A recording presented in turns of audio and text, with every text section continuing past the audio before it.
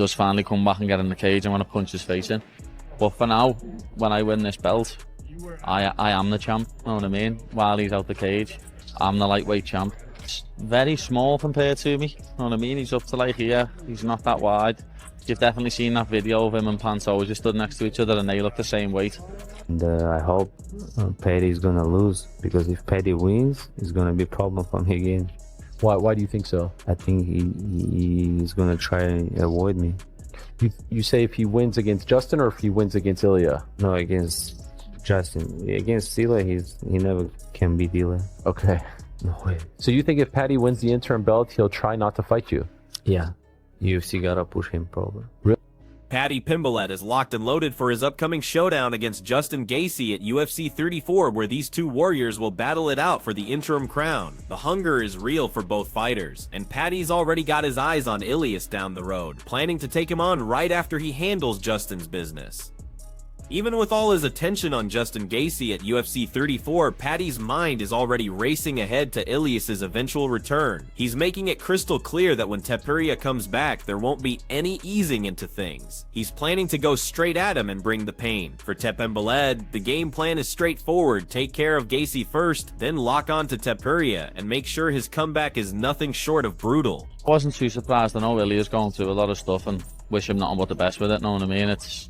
That's nothing to do with us fighting, it's nothing to do with being in the cage. So all that around his family life, I hope everything goes perfect for him. But when he does finally come back and get in the cage, I'm going to punch his face in. But for now, when I win this belt, I am the champ, you know what I mean? While he's out the cage, I'm the lightweight champ. And that's the way I see it. So that interim belt to you will feel undisputed? Yeah. Wang Millet and Paddy Pimblett are both eyeing Ilia's build, claiming his size gives him a massive advantage over Ilia Topuria. They're pointing out how Ilia's got less height and width, hammering home the point that weight divisions exist. For good reason, Pimblett's throwing down a warning that if Ilia steps up to 55, he might find himself in serious hot water. His support, essentially he wants you to win, he wants that fight. Have you allowed yourself to think of what a fight with Ilia looks like? Yeah, I think I beat him up as well, you know what I mean? Like, he's very small compared to me, you know what I mean? He's up to like here, he's not that wide. You've definitely seen that video of him and Pantoja just stood next to each other and they look the same weight. So, like, this weight class is for a reason. And if he wants to fight me at 155, it'll get seriously messy on his face. Furthermore, Matt Brown experts are raising concerns that Ilia Topuria might stumble with a rushed comeback, especially while juggling personal drama from his public split. The thinking is Ilia might jump back in before his head's completely in the game, which could cost him big time since his focus won't be totally locked on the fight. Brown admits it's a risky prediction and says he's torn on it, recognizing that Ilia's obviously got serious fight IQ. Still, he's seeing how fighters hate sitting on the sidelines, and that burning desire to get back in there too fast often backfires spectacularly. I have, and that is Ilia comes back, but the bolder prediction is he loses. He comes back too soon, still dealing with all this bullshit, and ends up losing because he's not in the right headspace. But I think Ilia's a smart guy. That's why I'm, kind of on the fence about this prediction a little bit, right? I'm not saying like, I really believe his prediction or anything. But man, fighters don't like not fighting. They don't like sitting on the sideline. Matt Brown is drawing from his own experience here, explaining how brutal it is to watch fight nights from the outside looking in. All you want is to be in that cage throwing hands. He's convinced Ilia's gonna feel that exact same pull. While Ilia might be physically healed and ready to roll, Brown's noting he's still dealing with heavy personal stuff. He's predicting that competitive fire will eventually push Ilia to return before the moment's right, even when everything else is screaming to wait, and he admits it's a bold call, but one that makes sense given everything going on. Speak from my own experience, every time I got injured and someone wants to watch a UFC card, it's hard to watch. You can't sit there and watch it. You want to be the guy in there. You want to be the one that people are watching. And I think he's going to have that. He's healthy. He's not, it's obviously he's dealing with some pretty heavy shit, but he's healthy. He wants to come back and compete and fight. And I think he'll end up breaking to that, and he'll end up coming back. But it's not going to be a good time, and he's going to be dealing with shit. And that's kind of two bold predictions to be Arman Tsarukyan is throwing his support behind Justin Gaethje to take down Paddy Pimblett. His reasoning is simple: if Justin comes out on top, a fight with him becomes way more realistic, but Paddy would probably try to avoid that matchup, while Justin seems much more willing to take on tough challenges. Makes sense, right? Me to get hurt because I'm not gonna fight him. I'm a nightmare for him, and he knows that if we're gonna fight, he's gonna lose, and he's gonna try not to fight me on his whole life. And I hope Justin Gaethje gonna knock him out and send him back to England, and he can eat his I don't know what he's eating there, chicken or whatever. Arman Tsarukyan isn't losing any sleep over Justin Gaethje's reported staph infection situation. He's pointing out that really serious problems usually stay behind closed doors and noting that tons of fighters deal with staph regularly, so it's not something that worries him at all. When these pictures showed up last week of like a thing on his neck, did you inquire about it? Did you? No, if something real happened, never gonna post. They never post like these things. Sure. Yeah, But sometimes there's like a staph infection, and the yeah, internet. but finds everybody's fighting with staph infection. Sure. So, But if they called you, let's just say hypothetically today, to fight on that card, could yeah, you do it? I'm here because of that. You're here to wait. Yeah. But you're not a backup fighter. You're not going to weigh in and all this. No, because I did on the June and nothing happened. Just a waste of my energy. Tsarukyan reveals that pulling out of the Islam Makhachev fight ended up being a game-changing moment for his career. He's explaining how that decision created a huge buzz, getting him both support and backlash, which ultimately raised his profile significantly. He's also giving credit to later linking up with the team at Chimaev's gym. It was a pullout. You think that was the turning point? Yeah, You think that made you popular? yeah, it was popular when I pull out. Why? People were talking about you. Yeah, because it was a big fight. When I pull out, they started talking about my. Someone started support me. Someone started hate me, and then from that I started getting bigger, and then I went to the Hamzat's camp. It helped me too with Hamzat, and How did that happen? we just became a friends. Okay. Yeah, from Thailand, and then we started training together. Then I wanted to come to LA to prepare for the UFC fight for the belt. So he came, he liked it, and he stayed there. We won the belt. So now I'm looking for his fight. Yeah. Help him and to be close to him.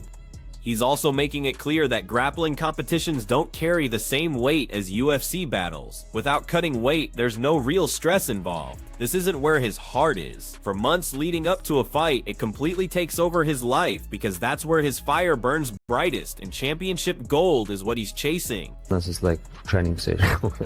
Even like because I don't cut weight. Yeah. If I lose, okay, I lose. I don't care. Right. But You do have an ego, right? You want to be successful. but it's not my sport, you know. Yeah. If I lose in the freestyle wrestling, it's okay, you know.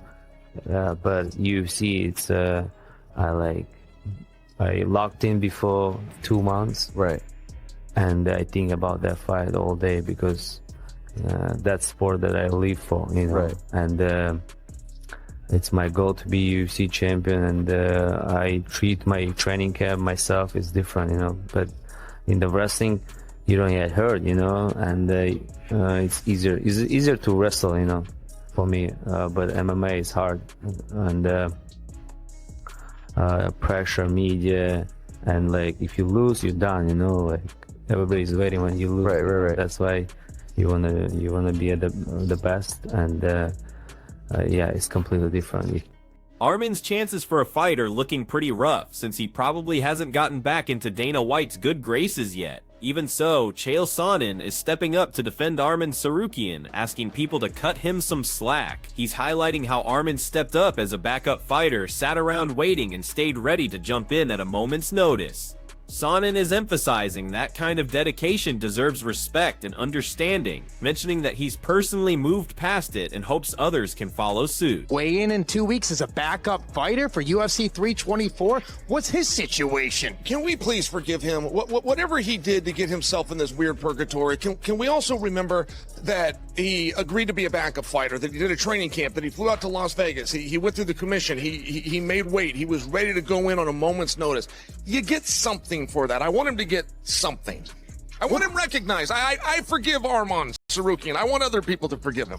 Paddy Pimblett. The belief is that Max Holloway showed the blueprint for beating Justin Gaethje on the feet. There's complete confidence in standing and trading with him, with Max's performance serving as the perfect roadmap. Pimbeltt is certain his strategy will pay off, and he's expecting to put Gaethje away inside 3 rounds. That he wants to keep this on the feet. We know his knockout power, but your submission skills are so slick. You want to take it to the ground? Oh, okay. I'll keep it on the feet with him. Like, there's the blueprint there to beat him. Max done it, and I everyone underestimates my strike, and everyone thinks I'm just gonna come in and I'm gonna take him down, and I'm not.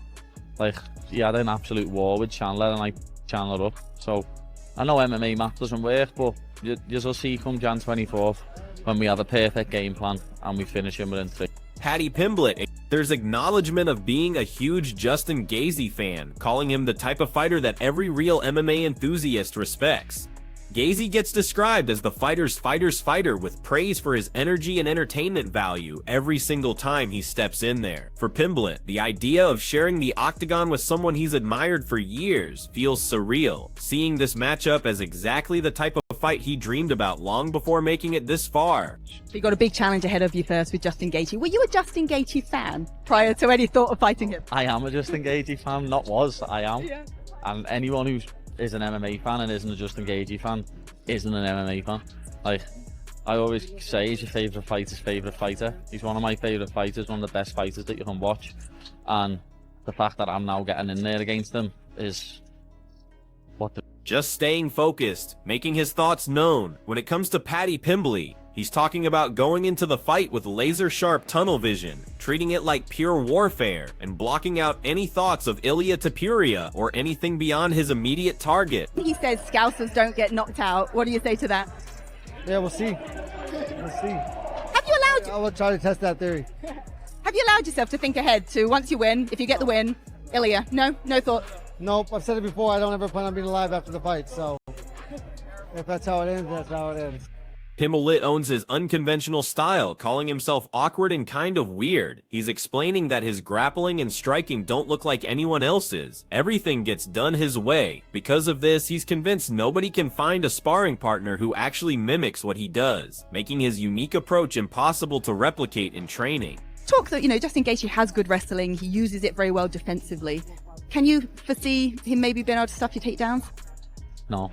No. I don't wrestle like a normal person. I don't shoot double legs and single legs and wrestle like a normal person does. I do everything differently. I'm not normal.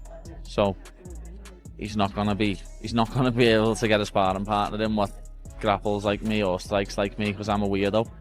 Fair enough. It's the way it is, but he did call your style awkward, actually. I'm honest, Val, and I'm very awkward. You can't really get a sparring partner in to do me because I'm so awkward. So I'm looking forward to fighting him. As I say, he's a legend. He's someone I've always loved watching. So to get the chance to actually get in the cage and fight with him is unbelievable. Like, I can't wait, and to have Justin Gaethje on my resume is going to be something that'll last forever. You know what I mean? It'll be part of my legacy, and I'm looking forward to it. I just hope he doesn't retire once I beat him. Justin Gaethje, the goal is getting a rematch with Max Holloway and hoping Max takes out Charles Oliveira. On top of that, there's hope for Ilia to move up in weight, which would open the door for a Holloway fight for the BMF belt. Max Holloway for the BMF belt, the belt that you've held before. What do you think of that matchup? Yeah, I love it. Love it. Yeah, I hope Max wins. I hope Ilia goes up, and then I can fight Max on the White House card and take the BMF belt and the championship. Oh, there you go. Meanwhile, Arman Tsarukyan is also eyeing a shot at whoever wins between Charles Oliveira and Max Holloway for the BMF championship. With Ilia Topuria possibly staying out until summer, he's pointing out that Ilia only fights once a year and he's not interested in sitting around, claiming that grabbing the BMF title while waiting would be an incredible opportunity. Third thing is, what if Ilia comes back in the summertime, right? And now you've got an interim champion, and usually the interim champion will fight the actual champion. Maybe. You're neither of those. That means we're talking about another fight happening, and you're not fighting for the belt, and now we're talking about the back end of the year. Yeah, but maybe BMF title. Okay. So we'll see. You don't want that, right? You want the real title. Yeah, I want the real title, but I don't want to wait until the end of the next year. And then he fights once a year. Maybe he defends his title in June, and then he say, okay, I'll fight next year in June. And then what I can do, just stay and I'm not that young to wait a lot too. So if they give me BMF title, it would be great too. If Charles Oliveira wins, so it's gonna be good. We got the story, and just get that belt, and then the real belt. Justin Gaethje is responding to talk about retiring if he didn't get a title shot, admitting he got emotional and took things too personally. He's explaining that part of the situation came from how his manager presented things, and that he might have spoken from pure emotion. Gaethje recognizes that fighters can be emotional and petty at times, saying he felt like he'd earned more recognition, which is why it hit him so hard. You'd said if you didn't get a title shot next that you might retire. Was there any truth to that? And if so, is giving you this interim title shot kind of said, okay, I feel like I'm getting what I deserve now? Well, I definitely, I got what I asked for. It was more my manager put me in that, but I mean, I probably said it, but it was, we're emotional beings, and we're petty. You don't get to where I'm at or where these fighters are at without being petty. I take things personal, and I thought I had earned something, and so I was trying to stand up.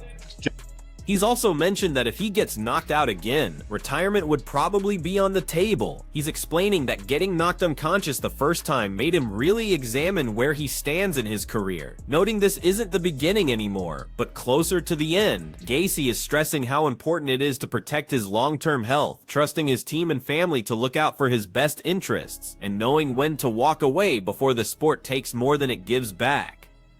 How many wars do you think you have left? What's that number looking like right now? One more knockout. I went to sleep. Before that, I'd never been put to sleep. If I would get put to sleep again, I would definitely call it quits. Really? So you're drawing a line? That's been my line. Yeah, it never happened. So it wasn't like if I get knocked out, I'm quitting. But once I got knocked out, 37 years old. If I was 20, 27, 30, this would be a different story. But this is not the beginning. This is definitely the end of my career, and it's been such an amazing thing. Obviously, they'll use and abuse you in this sport, and you have to protect yourself. And I obviously have created a team. I got my family and my coaches, and they all have my best interest in at hand. And I've always told them that I'm in it till they say I don't have it no more. Or whenever I feel like my younger self, the hunger of my younger self can beat the skills that I have now. At the same time, Arman is saying he might consider dropping to featherweight if the right championship opportunity comes up. He's clarifying that cutting to 145 pounds wouldn't be easy, but fighting for a title at that weight would make it worth considering. For Arman, meaningful opportunities are always the main focus, and a featherweight title fight would definitely qualify as meaningful. I'm not too big for 155. So maybe one day I'll go down for 145 even. You think so? Yeah. Wow. I can make it. Just for title fight. Just for title fight? Yeah. You versus Volkanovski? Oh, easy. Yeah. Ups kick. Short. Yeah, ups kick. yeah. Because of the like size. You see the video, I was sparring with guy. I saw that. Yes. Easy ups kick. Yes, I know. Who was that guy, by the way? Oh, he's a strong guy. Is he? he? Yeah, he trains with us. And when I saw him in the mat, I said I gotta train with you all day because I gotta get used to shoot the short legs. Sure. Alexander Volkanovski has also fought at 55, so if Arman is thinking about going down, fans think Volt could just as easily move back up. However, the featherweight king is explaining why another lightweight attempt isn't in his immediate future. He's saying that while he'd take the fight if it was offered, he doesn't think he's earned another shot right now. Volkanovski wants to focus on getting 2 to 3 more wins over the coming period before thinking about returning to challenge for that belt. Are you calling it quits after this one? Yeah, I don't know where that came from exactly. Obviously, I guess whether people are just going off what I say. Like I'm like, how many more do I have? If I was to get beaten up, am I gonna come back to fight? No, you know what I mean. But that's not my plans. Unless some things go horrendously wrong. I'm planning on going back out there. Whether the next one, taking on an undefeated fighter in the UFC or something like that. I mean, that's appealing. Maybe that could be one that I finish up on. But right now, I plan on everything going well, getting my hand raised, hopefully take a minimal damage so I can have a quick turnaround and still fighting. So the plan is definitely to return tie us. You know what I mean? So that's I don't know where that comes from. All right, Volkanovski is planning to finish Diego Lopez cleanly while taking minimal damage to set up a quick turnaround. He's seeing a fast finish as his ticket to another fight soon, possibly against Movsar Evilo or Lerone Murphy. And he's a dangerous guy. He's tough. We see now, he can take a good punch. But I plan on going out there. I don't take any damage, and I want to have a quick turnaround. Try and have the quick turnaround that I wanted last time, and then maybe we can do it with someone like Movsar or Lerone Murphy. And then again, I know they'll be disappointed, but their fight won't be too far away because I'll make sure. Volkanovski also broke down why Diego Lopez got the title opportunity over Lerone Murphy in Movsar Evilo, emphasizing that the matchup would still deliver fireworks. He went on to say that Murphy and Movsar were likely going to face each other anyway, and if that happened, he was happy to wait and take on whoever came out victorious. Just beat this guy in your last fight, and it wasn't a controversial fight or anything like that. Did it take some time to get, a little bit revved up for this challenge? Not really. I mean, I'm going to fight whoever. Whoever it is, I'll step up. Obviously, I'm going to look at how people, maybe legacy-wise and all that, would I rather an undefeated fighter like a Movsar or a, Lerone Murphy or something like that? Yeah, maybe. But I know this is still going to be an exciting fight. And I can just, fight if I think they might be fighting. I'm not too sure. I think Lerone Murphy and Movsar might be fighting. And if that's the case, I'll just fight the winner of that. Obviously I've got to take care of business 1st of February. Volkanovski is also opening up about his career trajectory, mentioning he's involved in several projects outside of fighting that are doing really well. When it comes to money, he confirms that his fighting has always been about taking care of his family. Volkanovski believes he's still got what it takes to compete at an elite level, talking about how people at the gym are amazed by how hard he still trains. He wraps up by saying he's still performing at a high level and plans to keep pushing forward, keeping future decisions open for now. What does Paddy Pimblett have to say about all this?